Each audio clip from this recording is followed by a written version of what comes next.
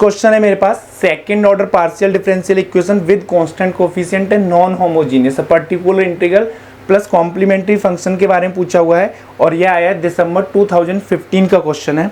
तो पीडीए मेरे पास यू एक्स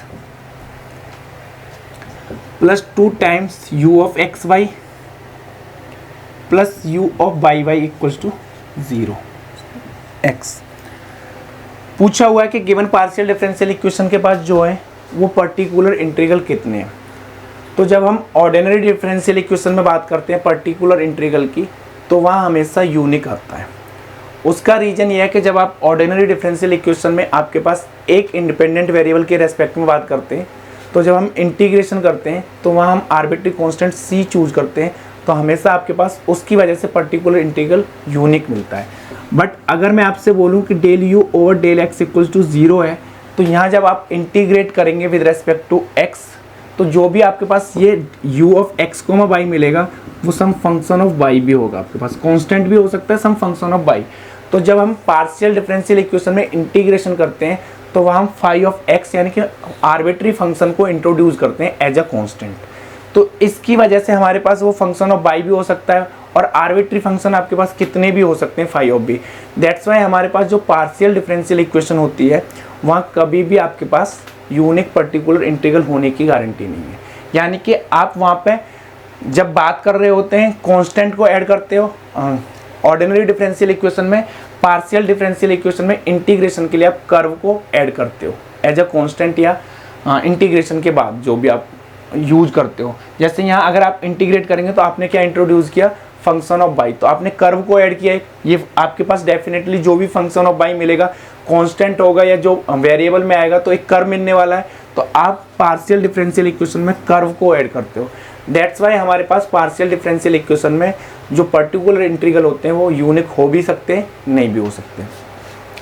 सेकेंड वे क्या है आपके पास, यहाँ एक्स है आपके पास, तो आपके पास ये जो इक्वेशन बनेगी d square plus 2d into d dash plus आपके पास d dash square into u equals to x. तो पर्टिकुलर इंटीग्रल फाइंड करने के लिए आप क्या करेंगे, 1/d square plus 2 times d into d dash plus d dash square into x. तो अब हमारे पास जब भी बाइनोमियल एक्सपेंशन टाइप का होता है, यानी कि ये फंक्शन ऑफ एक्स बाई का होता है, x इंटू बाई हो x की पावर m इंटू बाई की पावर n, इस टाइप का होगा तो आप बाइनोमियल एक्सपेंशन यूज करते हो यहाँ से। तो या तो आप डी स्क्वायर को कॉमन आउट लेंगे या डी डैश स्क्वायर को कॉमन आउट लेंगे। तो यहाँ हमारे पास x की पावर 1 है, तो मैं अगर डी डैश स्क्वायर को कॉमन आउट लेता हूँ यहाँ से, तो यहाँ से मिलेगा आपके पास 1/1 plus 2 times d into d dash upon D dash square plus D square upon D dash square, ये मिलेगा इंटू एक्स। तो यहाँ से जब मैं इसको सिंप्लीफाई करूँगा तो ये एक पावर कैंसिल हो जाएगी, तो 1/d dash square 1 plus 2 times d upon D dash plus D square upon D dash square की पावर -1 इंटू एक्स। तो इस एक्सपेंशन को जब आप ओपन करेंगे तो 1 प्लस एक्स की -1 का एक्सपेंशन क्या होता है आपके पास, 1 minus x plus x square and so on. तो यहाँ से जब इसको आप ओपन करेंगे तो जैसे ही आप एक्स स्क्वायर करेंगे तो यहाँ आपके पास इसकी पावर 2 होने वाली है, इसकी भी पावर आपके पास क्या रहने वाली है, 4 हो जाएगी, और x आपके पास लीनियर फंक्शन है तो उसका जब डेरिवेटिव करूँगा तो आपके पास 0 मिलने वाला है। तो यहाँ से जब इसको आप ओपन करेंगे तो 1d dash square 1 minus 2d upon D dash plus so on आपके पास मिलेगा, तो इंटू एक्स, तो वो आपके पास 0 रहने वाला है। तो मुझे सिर्फ इस पार्ट से मीनिंग है, तो 1d dash square x minus इसका डेरिवेटिव करेंगे तो 2 अपॉन डी डैश इंटू 1।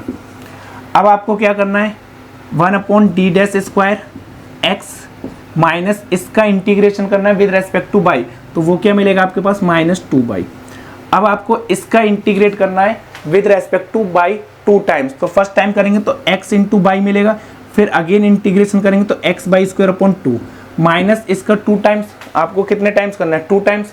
तो फर्स्ट टाइम करूँगा तो बाई स्क्वायर बाई 2, तो यानी कि आपके पास सेकंड टाइम करेंगे तो माइनस बाई स्क्वायर बाई 2 का फिर करेंगे तो आपके पास बाई क्यूब बाई 6। तो ये आपके पास पर्टिकुलर इंटीग्रल होगा। अगर आप इसको यहाँ सेटिस्फाई, अगर ये है तो इस इक्वेशन को सेटिस्फाई करेगा, तो इसका जब मैं यू एक्स एक्स फाइंड करूँगा तो वो आपके पास क्या मिलने वाला है, 0, क्योंकि यहाँ आपके पास लीनियर है। यू एक्स फाइंड करेंगे तो वो मिला आपके पास y²/2 माइनस ये पार्ट मिलेगा 0, क्योंकि इसमें x प्रेजेंट नहीं है। फिर इसका पार्शियल डेरिवेटिव y के रेस्पेक्ट में करूँगा तो u ऑफ x/, क्या मिलेगा आपके पास 2/2, दैट इज आपके पास y। तो ये आपके पास 2/, मिला, ये 0 मिला यहाँ से।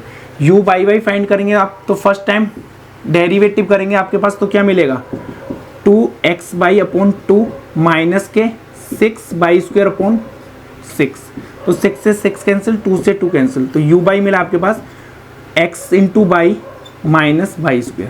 फिर अगेन y के रेस्पेक्ट में करेंगे तो x माइनस 2y, तो ये मिला आपके पास x माइनस 2y, तो 2y से 2y कैंसिल आउट, तो ये आपके पास सेटिस्फाई कर रहा है। तो ये गिवन पार्शियल डिफरेंशियल इक्वेशन का पर्टिकुलर इंटीग्रल बना। बट अगर आप यहाँ से 1/d² plus 2d into d dash plus d dash square into x, अभी हमने जब पर्टिकुलर इंटीग्रल फाइंड किया था जो बना है आपके पास, वहाँ d डैश स्क्वायर आपने कॉमन आउट लिया है। अगर मैं यहाँ से d² कॉमन आउट लूँगा तो ये मिलेगा आपके पास 1 + 2 d dash upon d plus d dash square upon d। तो यहाँ से आपके पास जो पर्टिकुलर इंटीग्रल मिलेगा वो डिफरेंट मिलेगा। ठीक है, ऐसा क्यों होगा, जब मैं इसका आपके पास, अब आपके पास जो डेरिवेटिव करना है y के रेस्पेक्ट में करेंगे आप, यहाँ भी y के रेस्पेक्ट में करेंगे, यहाँ आपके पास y का टर्म क्या है, एब्सेंट, यहाँ यानी कि x मिलेगा, और x के रेस्पेक्ट में आप इसको क्या करेंगे 2 टाइम्स इंटीग्रेट करेंगे, तो आपके पास वो क्या रहने वाला है, अलग पर्टिकुलर इंटीग्रल मिलेगा। यहाँ से आपके पास x का फर्स्ट टाइम करूँगा तो x²/2, थर्ड टाइम करूँगा तो x³/6, तो यहाँ से x³/6 भी आपके पास क्या मिलेगा, पर्टिकुलर इंटीग्रल मिलेगा गिवन पार्शियल डिफरेंशियल इक्वेशन, और वो सेटिस्फाई भी करेगा। तो यहाँ से हमारे पास 2 डिफरेंट पर्टिकुलर इंटीग्रल मिले हैं, क्योंकि आपके पास वो डिपेंड करेगा आप बाइनोमियल एक्सपेंशन बनाने के लिए किसको कॉमन आउट ले रहे हैं। तो पर्टिकुलर इंटीग्रल आपके पास यूनिक नहीं होगा। तो फर्स्ट ऑप्शन है आपके पास कि only one particular integral, false होगा। अब particular integral which is linear in x and y, कोई भी पर्टिकुलर आपके पास इंटीग्रल नहीं है, लीनियर नहीं है एक्स और वाई में। थर्ड ऑप्शन है a particular integral which is quadratic polynomial in x and y, x और वाई में कोई भी आपके पास क्वाड्रेटिक पॉलिनोमियल भी नहीं है। More than one particular integral, तो more than one particular integral आपको ऑब्टेंड हो रहे हैं, तो डी ऑप्शन आपके पास ट्रू होगा, रिमेनिंग आर फॉल्स। तो कभी भी आपके पास पार्शियल डिफरेंशियल इक्वेशन में पर्टिकुलर इंटीग्रल की कोई गारंटी नहीं है कि वो यूनिक होगा, बट ओडी में आपके पास हमेशा यूनिक होते हैं।